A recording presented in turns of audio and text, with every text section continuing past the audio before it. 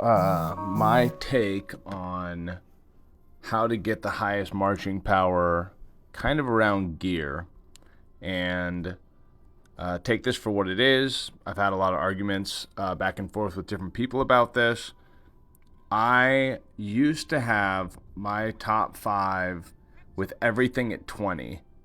And to do what I did here that you'll see, I had to pretty much strip one of my guys down and take all that ore and move it around. But I did find that in arenas, I perform better, even though my marching dropped about 280,000. So if you want the highest marching, a balanced approach is great. But if you want your team to perform in battle, from what I have seen, this is the best strategy. So going to the tanks, I have these guys with their armor pieces at 40. And the reason why is when you hit those extra attributes down here, you get about a 40 to 50,000 power jump, or I do at my hero level. And you can see physical damage resistance 10%, physical damage resistance 10%. That's a lot, right? And so I'm kind of shooting for those extra attributes as well as scaling the gear up to 40. If I were choosing which one to go for first between reactive armor or the radar predator, I would use the predator. The reason is the strongest hero in the game right now for DPS is Kim, and then Statesman.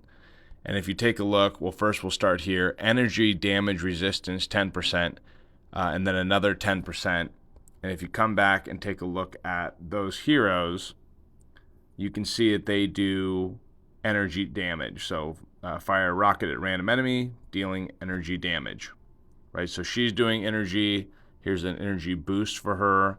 And so is Stateman, right? So Stateman is also going to be doing energy. So with the two top DPSers doing energy, if you had to pick for the first item that you want to get beefed up on your front line, that's going to be the MA or M5A Predator, the radar version, okay?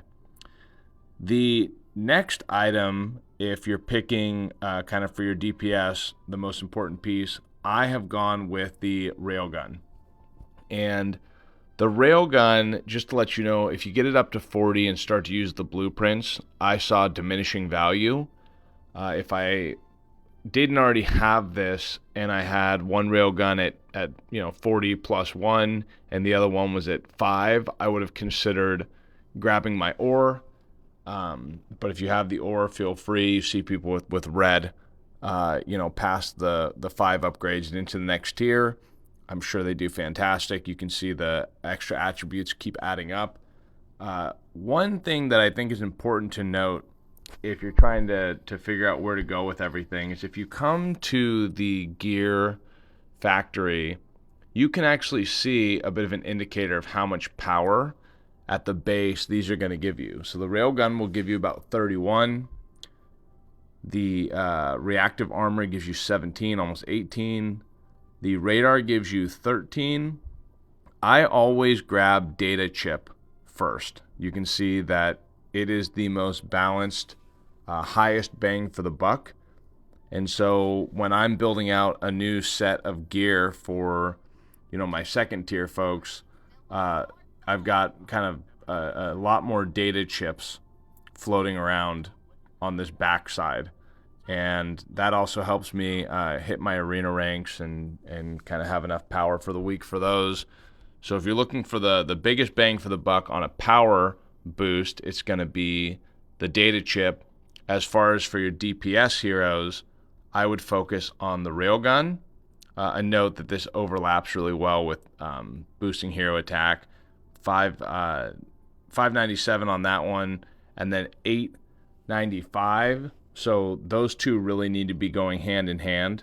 And then on the armor, I would say that you're going to want to start with the radar just because of the current build out in the game.